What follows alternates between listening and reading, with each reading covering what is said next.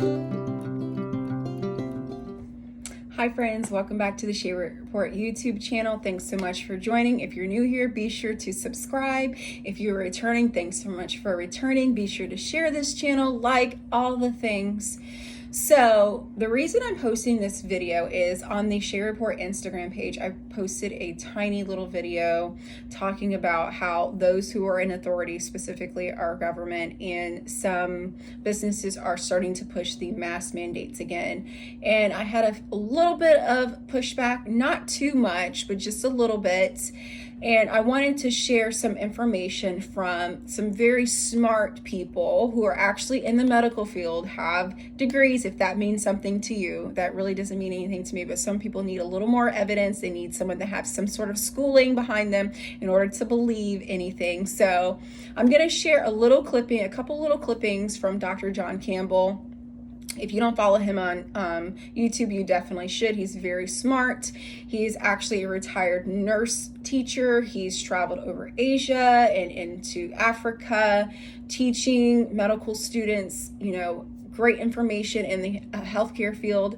But earlier this year, he put out a video apologizing for pushing the effectiveness of masks. And he said he was wrong. He changed his point of view and everything. And he actually states facts from the Cochrane Review, which is actually available for all people to see. So it's nothing that he pulled out of his hat and said, hey, you know what? Masks are ineffective. He's actually using statistics and information that's available for all to see, and for things that and information that has been proven. So I wanted to share that with you. I wanted to show his apology and then also share a little clipping of what he says when he reads the Cochrane Review.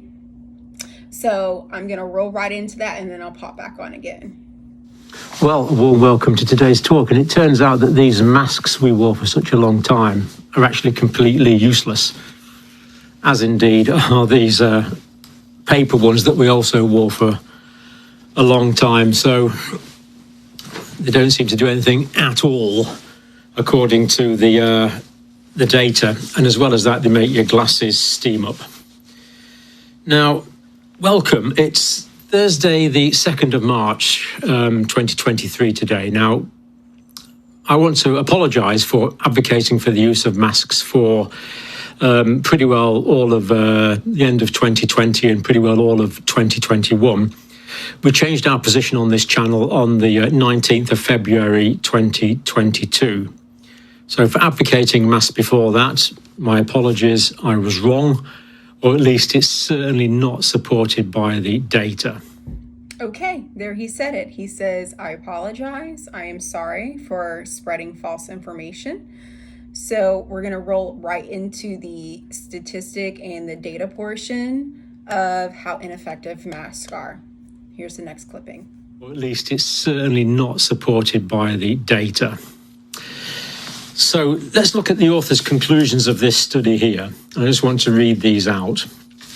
This is about the Cochrane Review, I will show you in a minute. The pooled results of randomized controlled trials did not show a clear reduction in respiratory viral infections with the use of medical surgical masks. There were no clear differences between the use of medical surgical masks compared to the N95P2 masks either. These respirators in healthcare workers made essentially no difference. So there you have it, friends. Dr. John Campbell, a healthcare professional who says that masks are ineffective, whether it's the little cheap plasticky ones that we were all suffocating under, or the cloth ones, or the N95, whatever they're called, all ineffective. And like I said, he got this information from the Cochrane Review, which is an independent network of researchers, people in the healthcare fields, all getting together and providing health evidence of why things work and do not work. So like I said, he's not just pulling it out of thin air. It's something that has been evidence-based.